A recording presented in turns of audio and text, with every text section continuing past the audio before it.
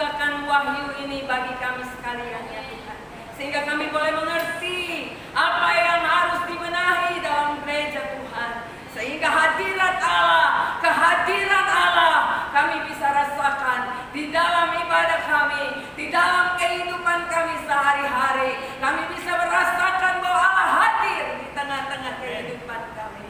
Terima kasih Tuhan, singkapkan kebenaran ini. Berfirmanlah Tuhan atas kami, karena kami semua yang hadir sudah siap untuk mendengarkannya. Di dalam nama Tuhan Yesus kami telah berdoa dan mengucap syukur. Haleluya. Yang percaya dan diberkati Tuhan katakan amin.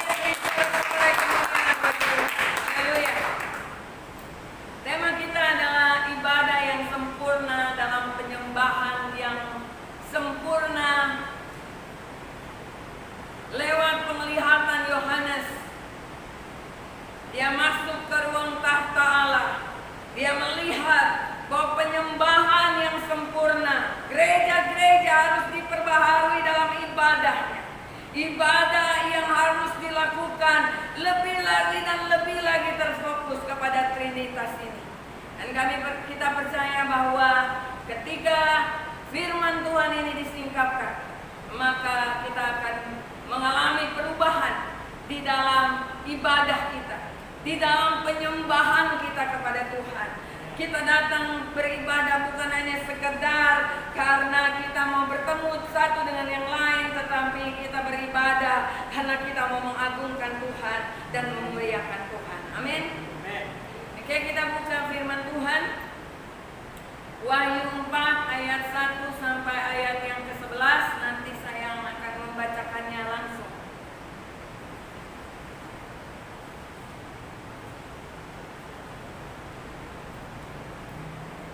Wahyu 4 ayat 1 sampai ayat yang ke-11. Ke-24 tua-tua dan keempat binatang. Kemudian daripada itu aku melihat sesungguhnya sebuah pintu terbuka di sorga. Dan suara yang dahulu yang telah kudengar berkata kepadaku, seperti bunyi sangkakala. Katanya, naiklah kemari dan aku akan menunjukkan kepadamu apa yang harus terjadi sesudah ini. Sampai di sini dulu pembacaan firman Tuhan. Yohanes mendapat kesempatan yang sangat indah untuk melihat dan menyaksikan sukacita dalam suasana penuh dengan kehormatan, kekudusan dan kemegahan sorgawi serta Allah yang bertahta di sana. Ini satu kesempatan yang sangat indah. Apakah jemaat Tuhan atau gereja Tuhan pernah merasakan ketika kita menyembah Tuhan, ketika kita mengagungkan Tuhan, apakah kita merasakan bahwa ada satu suasana sukacita yang hadir dalam setiap ibadah kita? Inilah yang dikehendaki oleh Tuhan. Oleh sebab itu wahyu akan menggenapi setiap hal yang akan dilakukan gereja Tuhan, supaya gereja Tuhan mengalami perubahan dalam ibadah. Gereja Tuhan mengalami perubahan dalam penyembahan kepada Allah. Ini satu yang luar biasa. Yohanes melihat sebuah pintu terbuka di sorga. Ia dikuasai oleh Roh dan diberi kesempatan untuk menyaksikan sesuatu yang tidak pernah dilihat oleh siapa. Kita semua dalam penyembahan, mungkin gereja-gereja Tuhan yang bersemangat juga mungkin tidak pernah merasakan atau melihat penglihatan atau merasakan hal-hal yang dirasakan atau yang dilihat oleh Yohanes. Oleh sebab itu Yohanes memberitahukan pada gereja Tuhan, kita orang-orang percaya, untuk membenahi gereja, untuk membenahi penyembahan-penyembahan kita. Luar biasa ketika kita wahyu dibukakan, maka kita akan melihat luar biasa hal-hal yang indah yang bisa kita dapatkan dalam setiap ibadah. Bukan hanya pertemuan biasa. Ibadah itu bukan satu pertemuan biasa. Amin. Ibadah itu suatu kekudusan dan penghormatan kita kepada Allah. Dan apabila itu bisa kita rasakan, maka sepulangnya kita ibadah, kita akan merasakan sukacita yang luar biasa. Damai sejahtera yang melampaui segala akal, yang situasi yang terjadi di tengah-tengah kita saat ini. Yehezkia, Yesaya, dan juga Daniel juga mendapat kesempatan yang sama untuk melihat pintu surga, namun tidak masuk ke dalamnya. Jadi Yehezkia, Yesaya, dan Daniel juga pernah melihat pintu surga, tetapi hanya murid atau rasul yang dikasih oleh Yesus Kristus, yang biasa tidur di pundaknya Yesus, yaitu Yohanes, mendapat perlakuan khusus. Dia mendapat kesempatan bukan hanya di pintu saja, tetapi dia masuk ke ruang tahta Allah. Sehingga di dalam kitab Wahyu dia menjelaskan bahwa penyembahan yang benar, ibadah yang sempurna adalah seperti yang kita membuka firman Tuhan. Amin. Ini luar biasa. Jadi pemulihan gereja Tuhan harus terjadi, baik dalam penyembahan, baik dalam ibadah. Ia dipanggil masuk ke dalam surga. Tidak ada orang lain yang diizinkan memasuki sorga untuk melaporkan apa yang dilihat kecuali Yohanes. Luar biasa ini. Ini satu hal yang luar biasa.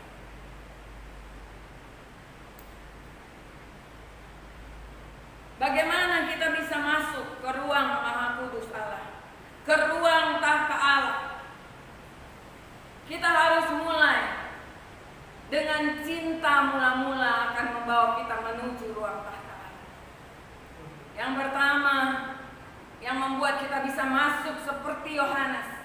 Yohanes sangat mengasihi Yesus. Tidak pernah dia meragukan kasih Tuhan. Walaupun dia harus masuk dalam penderitaan yang hebat, masuk dalam aniaya yang hebat di Pulau Patmos, diasingkan dalam masa tuanya, di mana dia sudah bayar harga untuk hal yang dia kerjakan melayani Tuhan. Tetapi dia tidak mendapatkan keistimewaan di dalam kehidupannya. Justru di akhir tuanya dia justru menderita penderitaan, bahkan aniaya yang luar biasa. Tetapi kasihnya tidak pernah pudar. Kepercayaan Yohanes kepada Yesus tidak pernah pudar dengan penderitaan yang dialami oleh Yohanes. Oleh sebab itu, Bapak Ibu Saudara yang diberkati oleh Tuhan, kita harus masuk dalam ruang tahta Allah. Amin. Sehingga kita datang beribadah bukan hanya sekedar datang ibadah, tetapi kita bisa berhadapan dengan Allah Bapa di surga, dengan anak domba Allah yang disembelih, dengan roh Allah yang bekerja di dalam kehidupan kita. Sehingga firman Tuhan ini akan membongkar semuanya. Yang pertama, cinta mula-mula akan membawa kita menuju ruang tahta. Amin. Amin. Dikatakan di ayat 1 di sini,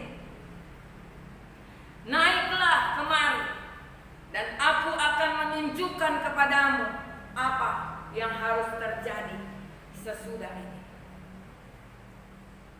Naiklah kemari dan aku akan menunjukkan kepadamu apa yang harus terjadi sesudah ini. Artinya kita semua gereja Tuhan, orang percaya, dipanggil naik ke level baru. Amin. Keintiman dengan Tuhan, ke level yang baru.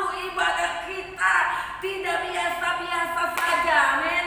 Ibadah kita naik pada level yang lebih tinggi lagi. Itu level yang baru di mana firman Tuhan disingkapkan oleh kita sekalian. Dan ketika kita ada dalam level yang baru, dengan keintiman dengan Tuhan, maka ketika kita membaca dan merenungkan firman Tuhan, maka Tuhan akan mulai menjelaskan ayat-ayat Alkitab yang sedang kita baca atau yang sedang kita renungkan melalui rohnya di dalam kita. Amin. Roh hikmat dan pengertian tercurah atas hidup kita, sehingga kebenaran itu menjadi sangat mudah untuk dimengerti dan dipraktekkan oleh kita sekalian. Amin. Yang kedua, ketika kita masuk dalam tahta Allah, kita harus merasakan kehausan dan kelaparan akan Tuhan lebih dulu. Ya, dengan kita mengasihi Tuhan, kembali kepada kasih mula-mula, yaitu kita tidak lagi mencintai dunia ini, kita tidak mencintai apapun yang ada di tengah dunia ini, jabatan, kehormatan, atau apapun. Kita hanya mengasihi Tuhan semata-mata dalam kehidupan kita, dan akan keluar rasa haus dan lapar. Amin. Satu hari nggak baca Alkitab, satu hari nggak dengar firman Tuhan, rasanya aduh sepertinya kering. Karena kita selalu merindukan perkataan-perkataan Yesus, perkataan-perkataan firman Allah yang memberikan kekuatan, yang memberikan semangat kepada kita semuanya. Amin.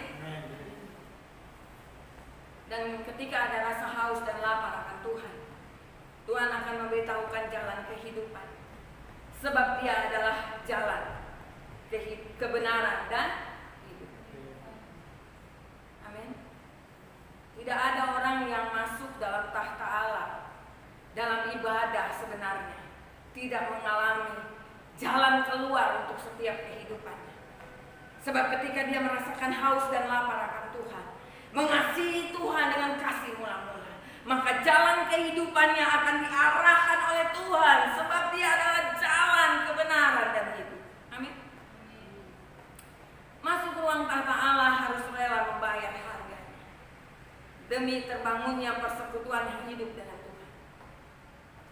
Tidak gampang.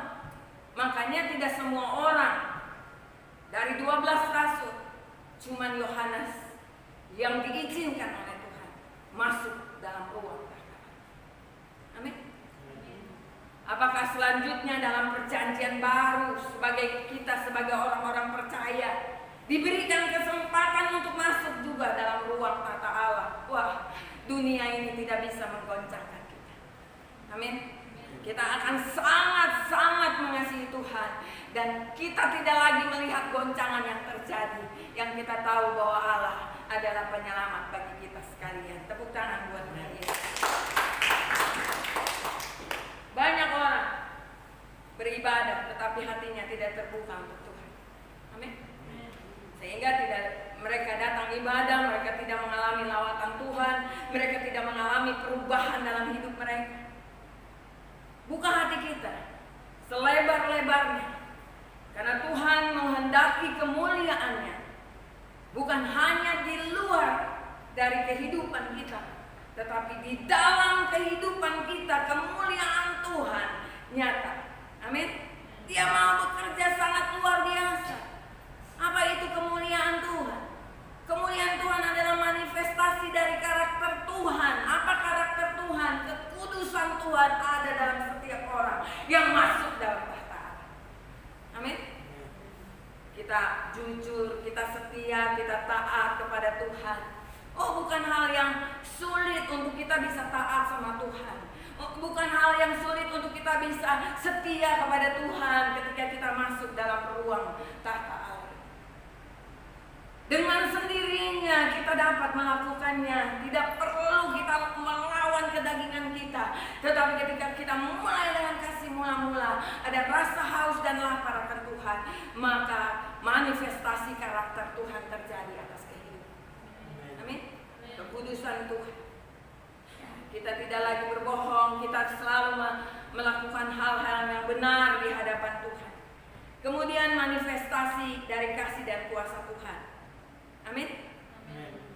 Ketika ada kasih dan kuasa Tuhan, maka kita akan melihat sukacita yang luar biasa terjadi dalam kehidupan kita. Amin. Ada sukacita? Ketika kita masuk dalam hadirat Tuhan, ada sukacita?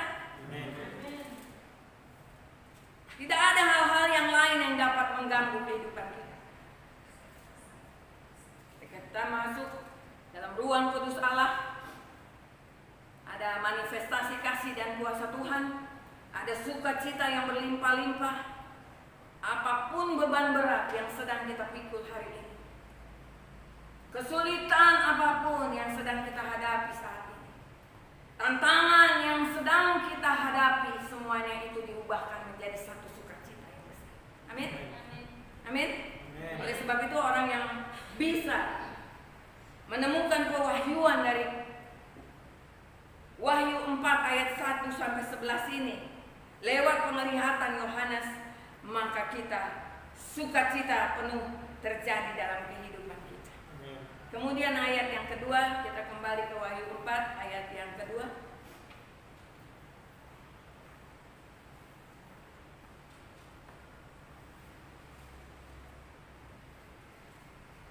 Jadi kita tidak bisa beribadah seenaknya saja. Ada tuntunan. Ada tuntunan yang harus kita lakukan. Maka di kitab Wahyu dibukakan seperti apa ibadah yang sempurna dan penyembahan yang sempurna yang naik sampai kepada tahta Allah. Ayat yang kedua. Segera aku dikuasai oleh Roh, dan lihatlah sebuah tahta berdiri di sorga, dan di tahta itu duduk seorang. Ketika kita melakukan penyembahan kepada Tuhan dengan kasih mula-mula, dengan rasa haus dan lapar akan Tuhan, maka kita melihat sosok Bapa duduk di tahta. Amin. Perjumpaan kita dengan Bapa yang duduk di tahta Allah. Ayat yang ketiga. Dan dia yang duduk di tahta itu nampaknya bagaikan permata yaspis dan permata sardis, dan suatu pelangi melingkungi tahta itu gilang gemilang bagaikan zamrud rupanya.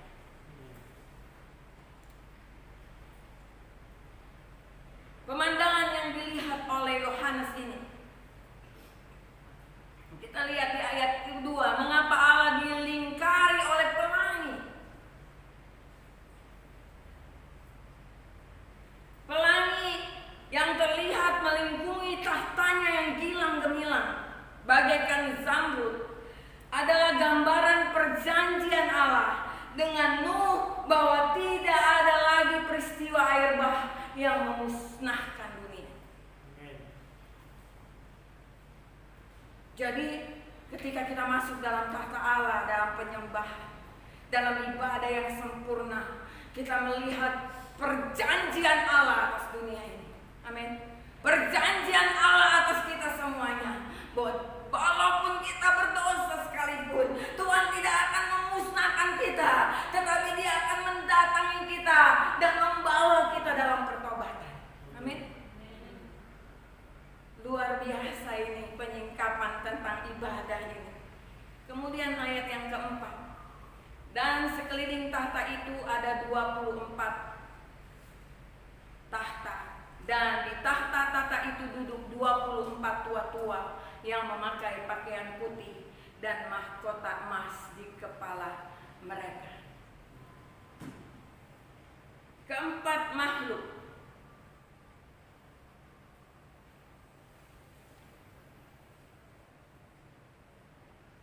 sebenarnya merupakan simbol dari sejumlah besar malaikat Tuhan.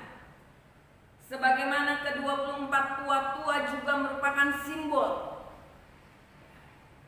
Ke-24 tua-tua yang duduk di tahta memakai pakaian putih dan mahkota emas di kepala mereka adalah gambaran dari sejumlah orang percaya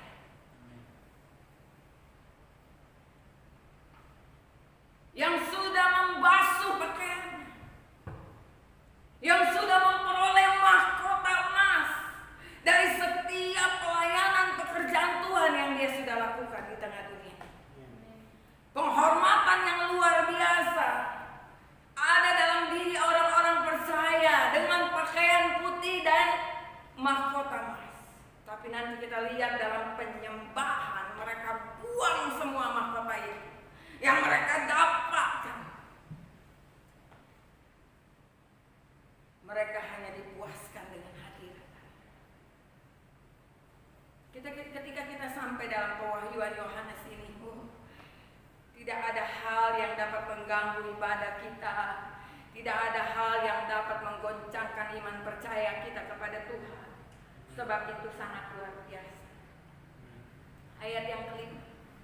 Dan dari tahta itu keluar kilat dan bunyi guru yang menderu, dan 7 obor menyala-nyala di hadapan tahta itu.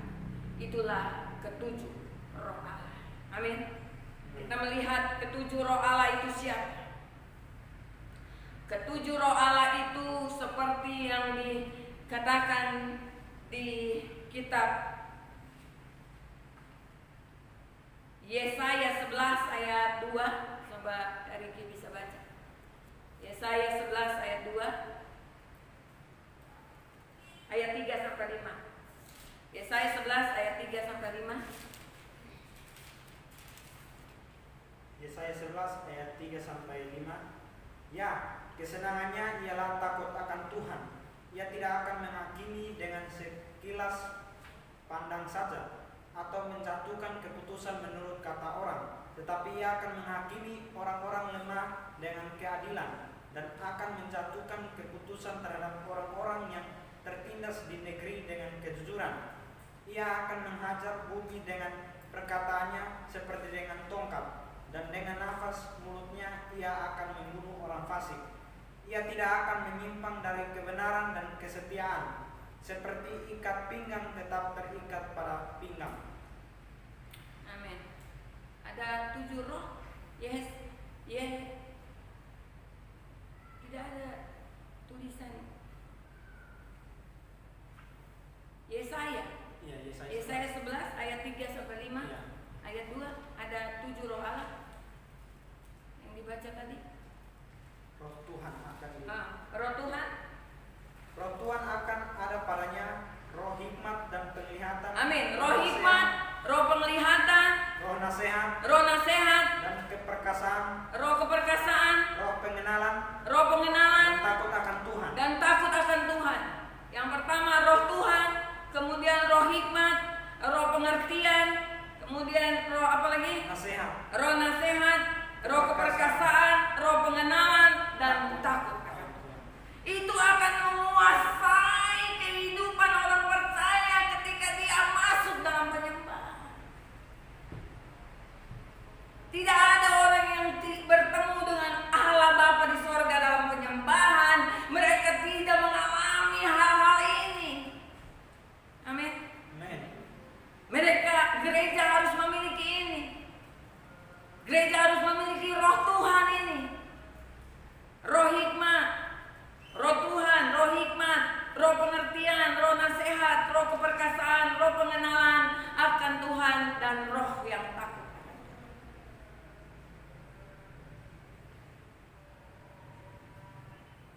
Dari tahta itu keluar kilat dan bunyi guru yang menderderu serta suara-suara lainnya, dan 7 obor menyala-nyala di hadapannya. Itulah ketujuh roh sebagai mana yang tertulis tadi dalam Yesaya 11 ayat 2 sampai 5.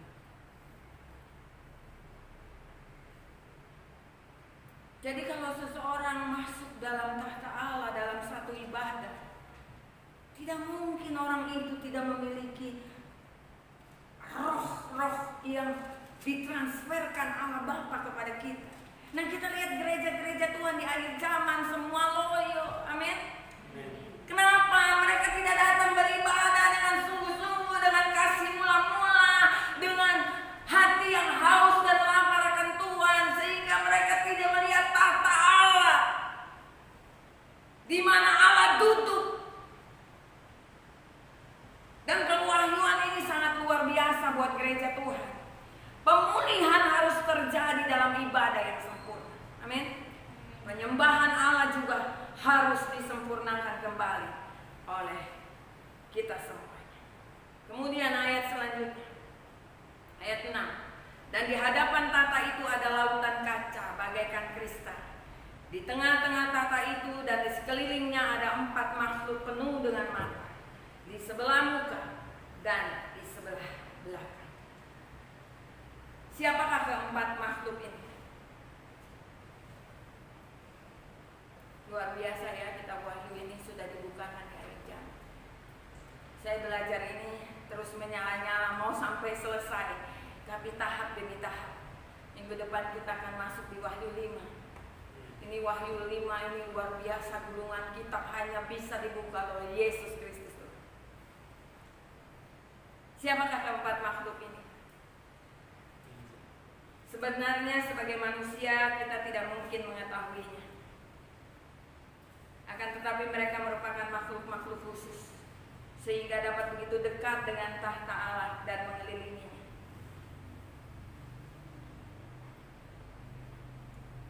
Perwujudan mereka merefleksikan tema dari keempat Injil Kristus Yesus. Kita lihat ayat 7. Adapun makhluk yang pertama sama seperti siapa? Singa. Dan makhluk yang kedua sama seperti anak lembu. Dan makhluk yang ketiga mempunyai muka seperti muka manusia. Dan makhluk yang keempat sama seperti burung nasar yang sedang terbang. Burung nasar sama juga dengan burung rajawali. Jadi siapakah keempat makhluk ini? Keempat makhluk ini adalah gambaran dari Injil Kristus Yesus. Amin.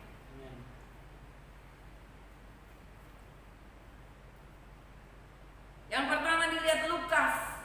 Yesus digambarkan sebagai manusia yang sempurna dan ditampilkan sebagai singa. Amin. Ini adalah Injil Lukas. Yang kedua kita lihat sebagai apa? Anak lembu. Markus, Injil Markus, Yesus digambarkan sebagai hamba yang sempurna dan ditampilkan sebagai anak lembu. Dan berikutnya, mukanya seperti apa makhluk itu? Manusia. Seperti manusia.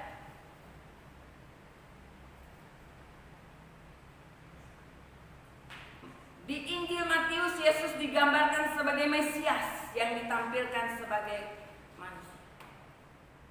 Dan yang terakhir kita lihat sebagai burung nasar atau rajawali. Dan Injil Yohanes, Yesus dikemukakan sebagai anak Allah dan ditampilkan sebagai raja. Jadi dalam ruang tahta Allah, di mana seseorang bertemu dengan Bapa yang duduk di atas tahta. Kemudian mereka akan melihat banyak sekali makhluk, orang-orang yang menyembah Tuhan, orang-orang percaya yang akan menyembah Tuhan nantinya, yang akan diangkat oleh Tuhan, dan kitab Injil ini dibuka. Amin. Waktu saya mengetahui, mempelajari ini, waduh, saya merasa bersyukur sekali bahwa lewat ini semua saya sebagai pemimpin rohani bisa dibukakan untuk melakukan penyembahan yang benar di hadapan Allah. Amin. Gereja dipulihkan lewat penyembahan. Keempat makhluk tak henti-hentinya baik siang malam mempersembahkan pujian dan hormat. Ayat 8. Coba Riki bantu baca ayat 8. Ayat 8. Dan keempat makhluk itu masing-masing bersayap 6. Sekelilingnya dan di sebelah dalamnya penuh dengan mata. Dan dengan tidak berhenti-hentinya mereka berseru siang dan malam, Kudus, kudus, kuduslah Tuhan Allah yang Maha Kuasa, yang sudah ada dan yang akan datang. Amin. Haleluya. Keempat makhluk tak henti-hentinya baik siang atau malam mempersembahkan puji-pujian dan hormat dan ucapan syukur kepada Dia. Amen. Yang duduk di atas tahta itu. Siapa yang duduk di atas tahta itu? Allah Bapa. Dengan tak henti-hentinya berseru, Kudus, kudus, kuduslah Tuhan Allah yang Maha Kuasa. Siapa yang Maha Kuasa? Yaitu Allah Bapa, yang sudah ada dan yang akan datang. Dialah yang duduk di tahta itu. Kenapa ada 3 kali kata kudus di situ yang diucapkan? Karena ada 3 hal yang harus disembah di dalam tahta Allah. Kudus yang pertama itu untuk Allah Bapa. Amin. Kudus yang kedua adalah untuk Allah Putra Allah, Yesus Kristus Tuhan.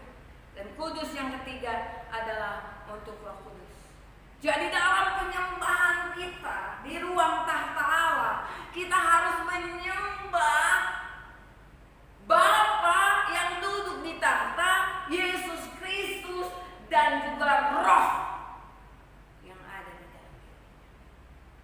Penyembahan yang sangat luar biasa. Jadi kalau orang lagi nyembah, pikirannya ke sana kemari, tidak fokus, pikirannya hanya tertuju kepada hal-hal duniawi, memikirkan hal-hal yang gak penting, dia belum bertemu dengan Allah Bapa di surga dalam penyembahan.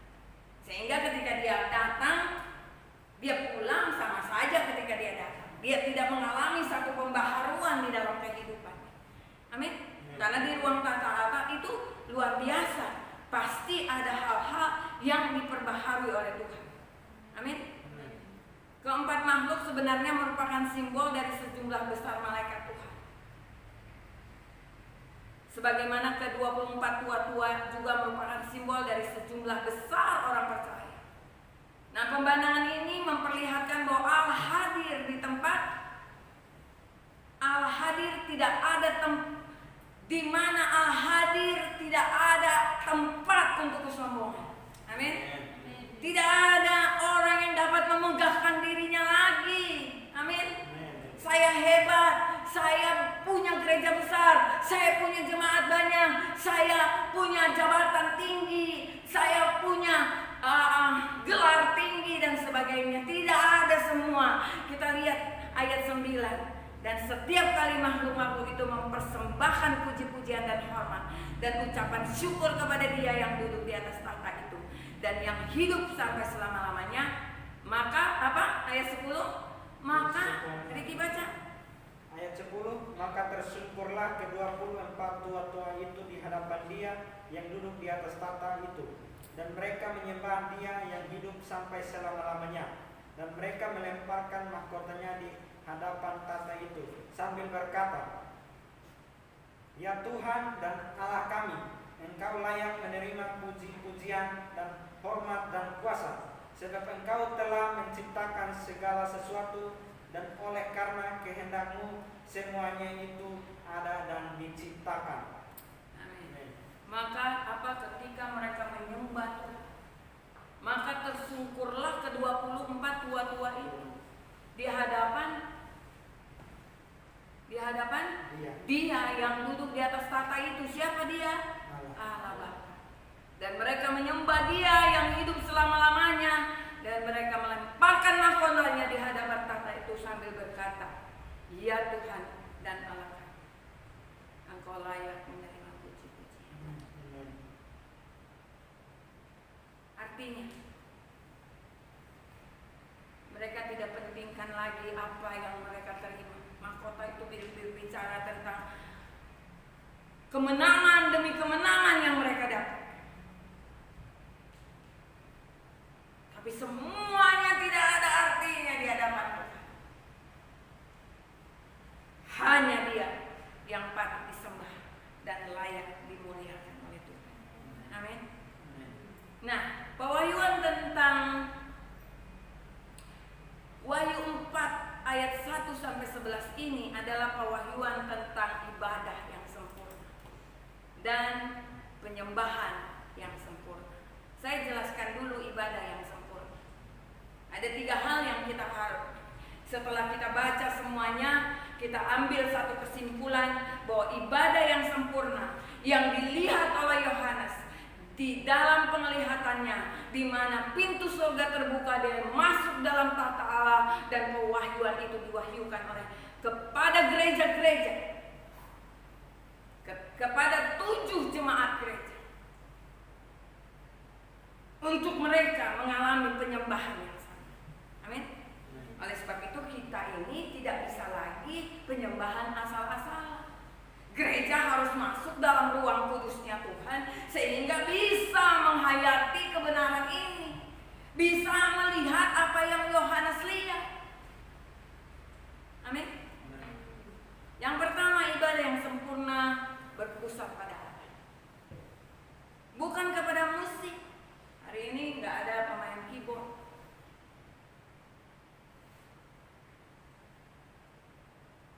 nggak ada WL. Saya sendiri. Ibadah yang sempurna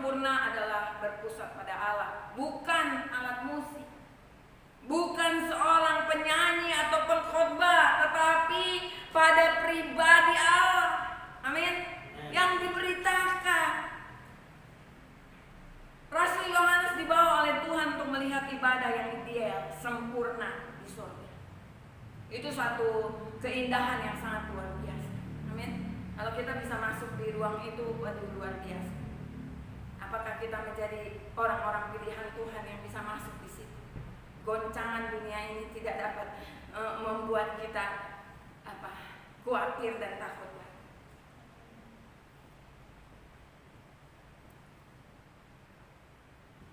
Ayat 1-7 mencatat bahwa Allah duduk di atas tahta dan dikelilingi oleh 24 tua-tua serta 4 makhluk yang penuh dengan mata.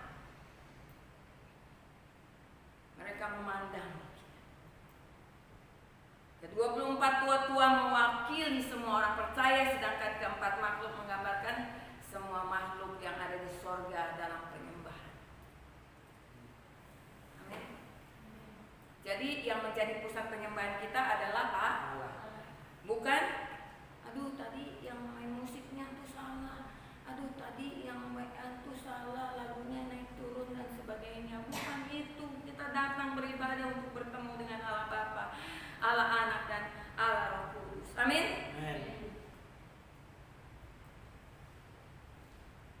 Dan Allah Bapa ini dikelilingi oleh pelangi. Berarti setiap orang yang datang beribadah dan bertemu dengan Allah Bapa, maka ada perjanjian khusus yang diberikan kepada kita. Amin. Setiap janji Tuhan akan tergenapi dalam kehidupan kita. Saya mau katakan bahwa kadang-kadang saya khawatir anak saya jauh, saudara-saudara saya masih belum terima Yesus sebagai Tuhan dan Juru Selamat, dan apakah mereka bisa menghadapi situasi akhir zaman. Tapi di dalam saya mempelajari ini, Tuhan memberitahukan kepada saya, ketika engkau masuk dalam ruang tahta Allah, maka orang-orang yang engkau kasihi akan dilindungi oleh Allah. Walaupun mereka belum menerima Yesus sebagai Tuhan dan Juru Selamat, tetapi karena kita terus berdoa buat mereka, membawa mereka dalam hadirat Allah, maka perlindungan Tuhan pun terjadi atas mereka, orang-orang yang kita kasih. Amin. Luar biasa. Inilah perjanjian anugerah. Jadi ibadah yang sempurna fokusnya kepada Allah Bapa. Dan kita akan memiliki satu perjanjian anugerah. Kemudian yang kedua, ibadah yang sempurna adalah terus menerus. Tak henti-hentinya mereka berseru siang dan malam. Ibadah di sorga dilakukan terus menerus. Ayat 8 tadi. Dari kenyataan ini kita bisa belajar bahwa ibadah kepada Allah adalah ibadah yang harus terus menerus kita lakukan, bukan hanya di hari Minggu. Amin. Tetap kita menyembah Tuhan, menghadirkan Tuhan terus di dalam kehidupan kita. Baik kita lagi masak, bawa motor, bawa mobil, atau sedang berjalan kaki, sedang di pasar dan sebagainya, kita sembah Dia terus menerus siang dan malam. Berarti kita memiliki hubungan dengan Tuhan. Kita masuk di level yang baru, di mana kita melihat tahta Allah dan kemuliaannya turun atas kita, sehingga karakter Tuhan, kekudusan Tuhan ada di dalam kehidupan kita. Amin. Tepuk tangan buat Tuhan Yesus. Dan yang ketiga, ibadah yang sempurna, kita akan merasa puas dengan Allah. Kita nggak bisa dipuaskan oleh hal-hal dunia. Uang yang banyak, mobil baru, motor baru, usaha yang maju, kita nggak bisa dipuaskan dengan hal ini. Ini adalah ibadah yang sempurna. Karena mereka melemparkan mahkotanya di hadapan tahta Allah. Bayangin, bukan sedikit perjuangan yang mereka peroleh ya untuk mendapatkan mahkota emas ini, tetapi semuanya tidak ada artinya. Puas lebih dari berkat-berkatnya, Kita merasakan kepuasan lebih dari berkat-berkat yang Tuhan kasih sama kita. Amin. Termasuk dalam penderitaan yang kita alami. Seperti Rasul Yohanes, dalam penderitaan pun dia semangat memuji, menyembah Tuhan. Bahkan dia melakukan perjamuan kudus.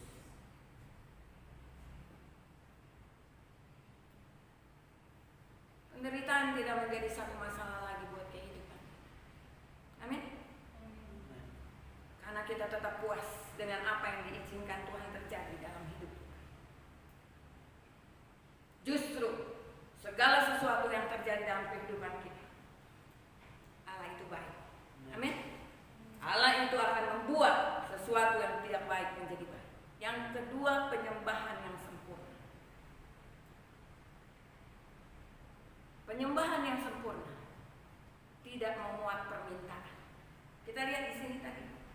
Pembacaan Alkitab kita dari Wahyu 4 ayat 1 sampai 11 tidak ada kata-kata permohonan. Amin. Penyembahan yang sempurna ini yang harus dilakukan gereja Tuhan. Bukan datang ibadah supaya nanti kalau saya rajin ibadah nanti Tuhan pasti berkati anak saya, istri saya dan sebagainya. Bukan itu. Penyembahan yang sempurna tidak memuat permintaan, hanya apa? Ucapan syukur. Amin. Memuji-muji pribadi Allah, kudus, kudus, kuduslah Tuhan. Tersungkur melepaskan mahkota, rasa puas tidak ada yang lain kecuali Dia. Ini penyembahan. Kalau kita nggak fokus dalam penyembahan kepada Tuhan, gereja hari-hari ini hanya fokus kepada penuh dengan full band dan sebagainya, pemimpin pujian, artis dari mana dan sebagainya. Saya mau katakan bukan itu fokus kita. Amin. Ketika kita menemukan pewahyuan dari Yohanes, penyembahan yang benar adalah penyembahan yang tidak memuat permintaan di situ. Penyembahan yang merasakan kepuasan. Hanya Dia yang mampu untuk membahagiakan kehidupan kita. Amin.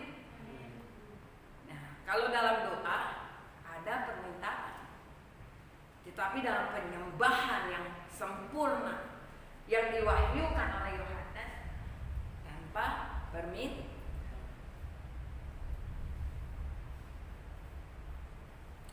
Penyembahan ditujukan kepada Allah Tritunggal.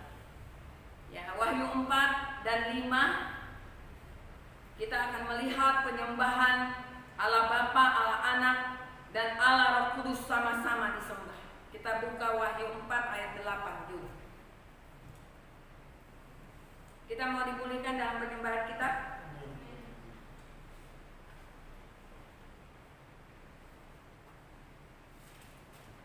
Wahyu 4 ayat 8. Wahyu 4 ayat 8. Dan keempat makhluk itu masing-masing bersayap enam sekelilingnya, dan di sebelah dalamnya penuh dengan mata, dan dengan tidak berhenti-hentinya mereka berseru siang dan malam, Kudus, kudus, kuduslah Tuhan Allah yang Maha Kuasa, yang sudah ada dan yang ada dan yang akan datang. Amin. Ditujukan kepada siapa ini? Kepada Allah Bapa.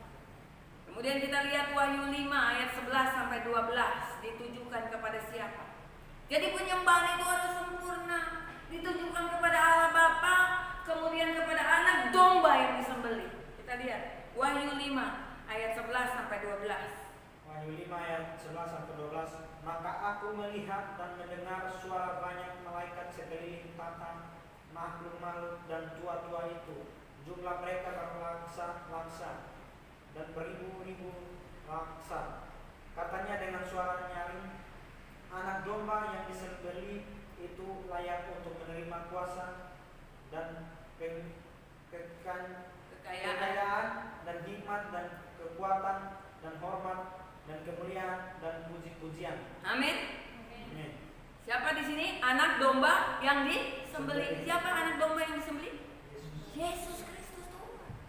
Di dalam penyembahan kita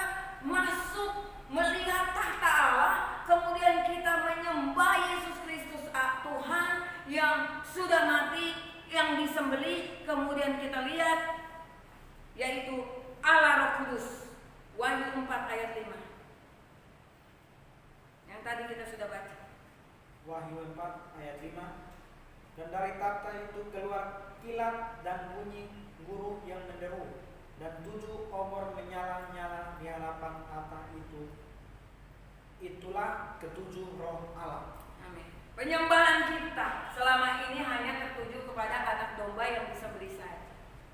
Tapi sebenarnya Rasul Yohanes ketika dia masuk dalam ruang tahta Allah, dia diperlihatkan bahwa seluruh makhluk berlaksa-laksa menyembah kepada Allah Maha Kuasa, kepada anak domba yang disembelih, dan kepada 7 roh Allah. Amin. Amin. Yaitu Roh Kudus. Wahyu 5 ayat 6. Ini lebih jelas. Wahyu 5 ayat 6. Maka aku melihat di tengah-tengah tahta dan keempat makhluk itu, dan di tengah-tengah tua-tua itu berdiri seekor anak domba seperti telah disembelih, bertanduk 7 dan bermata 7. Itulah ketujuh roh Allah yang diutus ke seluruh bumi. Amin. Anak domba dan 7 dan Roh Kudus. Di dalam penyembahan ada berkat-berkat khusus. Jadi ketika kita melakukan penyembahan yang sempurna seperti yang diwahyukan oleh Yohanes, maka kita akan melihat ada berkat-berkat khusus yang datang dalam kehidupan. Apa kira-kira? Hati kita terobati. Ketika kita dalam luka, datang di hadirat Allah, berjumpa dengan 3 pribadi Trinitas, maka hati kita yang luka, hati kita yang kecewa, hati kita yang telah disakiti bertahun-tahun oleh seseorang terobati. Dan ketika itu juga kita akan lebih mudah untuk menjadi taat kepada Allah. Dan lebih lagi jiwa kita diangkat oleh Tuhan, dipenuhi dengan sukacita. Amin. Yang tadinya kita kering, tidak bersemangat, tidak berseri-seri, ketika kita masuk dalam penyembahan bertemu dengan Trinitas ini dalam tahta Allah, maka kekeringan kita, jiwa kita diangkat oleh Tuhan, sehingga kita mengalami sukacita, kita mengalami semangat, kita mengalami giat untuk melakukan pekerjaan Tuhan. Amin. Kita bukan hanya pintar dengar firman, bukan kita pintar khotbah, tetapi ayo kita sama-sama melakukan kebenaran ini. Kenapa terjadi bentrokan di dalam gereja? Karena kita tidak menyatu. Ada orang yang masuk sampai ke tahta Allah, ada orang yang belum masuk di situ, sehingga kita menjadi berbeda dalam penyembahan. Ya, saya harap ketika kita masuk dalam ruang tahta Allah, pewahyuan ini akan segera ada dalam kehidupan kita masing-masing. Amin. Firman Tuhan dibagikan, tetapi pewahyuan akan terjadi atas kita pribadi pasti. Amin. Dan yang berikutnya, penyembahan yang sempurna adalah penyembahan yang dilaksanakan selama-lamanya. Amin. Jadi penyembahan dilakukan selama-lamanya. Penginjilan akan berhenti, penggembalaan akan ditiadakan, tetapi penyembahan akan diadakan terus. Biarlah kita menjadi jemaat yang menyembah Tuhan. Amin. Jemaat yang mempersiapkan diri buat penyembahan kepada Allah yang hidup selama-lamanya. Dan ketika kita sedikit lagi saya mau buka mengenai pintu surga. Jadi pintu yang diceritakan oleh Yohanes ini adalah pintu sudah terbuka dan tetap terbuka dan terhubung dengan bumi ke surga. Inilah pintu ketiga yang disebutkan oleh kitab Wahyu. Jadi ada tiga pintu, saya cepat saja. Ada 3 pintu. Pintu yang pertama adalah pintu peluang, pintu kesempatan. Ya, ini ada di Wahyu 3 ayat 8. Coba kita lihat dulu dengan cepat. Wahyu 3 ayat 8. pekerjaanmu, lihatlah, aku telah membuka pintu bagimu yang tidak dapat ditutup oleh seorang pun. Aku tahu bahwa kekuatanmu tidak seberapa, namun engkau menuruti firmanku dan engkau tidak menyangkal namaku. Oke. Tuhan Yesus Kristus bangkit berkata kepada jemaat, lihatlah, aku telah membuka pintu bagimu. Allah menempatkan sebuah pintu peluang atau kesempatan di hadapan setiap orang untuk menerima Dia sebagai Tuhan dan Juru Selamat. Itu pintu yang pertama.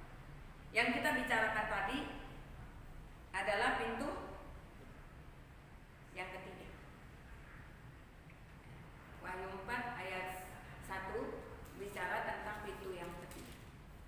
Pintu yang pertama adalah pintu di mana kita semua diberikan kesempatan, semua manusia di muka bumi ini diberikan pintu peluang untuk menerima Dia sebagai Tuhan dan Juru Selamat. Dan pintu yang kedua adalah pintu jemaat atau pintu hati manusia. Ya, Wahyu 3 ayat 20. Wahyu 3 ayat 20. Lihat, aku berdiri di muka pintu dan mengetok. Jikalau ada orang yang mendengar suaraku dan membukakan pintu, aku akan masuk mendapatkannya dan aku akan makan bersama-sama dengan dia dan dia bersama-sama dengan aku. Nah, setiap orang ya, pintu hatinya itu diketuk oleh Tuhan, oleh tangan yang berlubang paku, dan ia dapat membuka atau menolak untuk membuka pintu ini, pintu hati. Jadi ada 3 pintu: pintu kesempatan, yaitu pintu anugerah untuk setiap orang, dan pintu yang kedua adalah pintu hati setiap orang. Ya, walaupun kita orang Kristen, belum tentu kita buka hati untuk Yesus. Amin. Yang ketiga adalah pintu pernyataan atau penyingkapan Allah yang di Wahyu 4 ayat 1 yang tadi kita baca dan pelajari. Ya. Jadi ketika manusia berada dalam situasi tegang atau tertekan, menghadapi kesulitan atau terluka batinnya karena kepahitan hidup, besar kemungkinan ia mencari jalan keluar secara kedagingan. Nah, ini yang disebut pintu kegelapan. Yohanes melihat pintu yang terbuka, pintu kehadiran Allah, pintu masuk ke ruang tahta Allah, di mana terbuka untuk semua kita, supaya ketika seseorang masuk di sana akan memperoleh solusi-solusi yang diberikan oleh Yesus buat kita semua. Amin. Jadi jangan pilih pintu kegelapan. Ketika kita tertekan, kita dalam bahaya, kita dalam kesulitan, jangan kita masuk dalam pintu kegelapan, ya kan, bunuh diri atau melakukan tindakan-tindakan yang berbahaya bagi kehidupan kita. Tetapi kita masuk dalam pintu anugerah, pintu kesempatan, pintu peluang untuk kita masuk dan mendapatkan anugerah. Amin. Oleh sebab itu, ketika Yohanes menuliskan surat kepada ke-7 jemaat, Yohanes mengatakan, siapa yang bertelinga, hendaklah ia mendengarkan apa yang dikatakan oleh Roh kepada jemaat-jemaat. Artinya ini adalah panggilan untuk kita semua, yaitu memperhatikan Yesus dan mendengarkan perkataan. Amin. Kita mau dengar? Amin. Yang kedua, dalam 5 suratnya ditujukan kepada ke-7 jemaat, Yesus berkata, bertobatlah. Amin. Jadi belum tentu kita rajin beribadah, kita langsung bisa bertemu dengan tahta Allah, tapi lewat pewahyuan ini, siang hari ini kita bisa belajar lebih dalam lagi dalam penyembahan. Amin.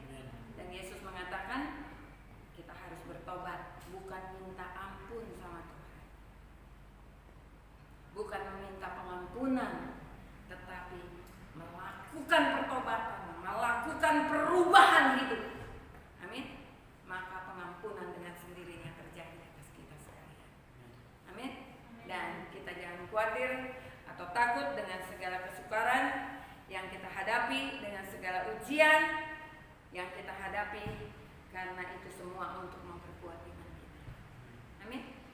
Kiranya pewahyuan yang saya sampaikan siang hari ini bisa mendapatkan pewahyuan khusus buat kita sekalian, untuk kita mengalami pembaharuan di dalam ibadah kita, mengalami pembaharuan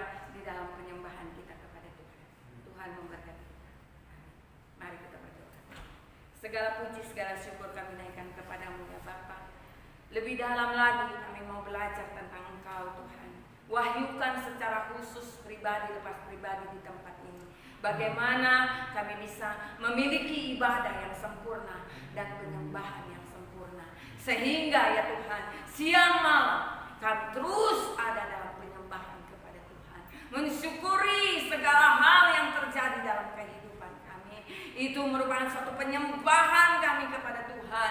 Siang dan malam penginjilan akan dihentikan. Pengembalaan sudah tidak akan ada lagi. Tetapi penyembahan tetap untuk selama-lamanya kepada Trinitas, Allah Bapa, Allah Anak, dan Allah Roh Kudus. Terima kasih Bapa. Wahyukan kepada kami semua tentang Allah Bapa, Allah Anak, dan Allah Roh Kudus. Sehingga kami menerima perjanjian Allah dalam setiap ibadah kami.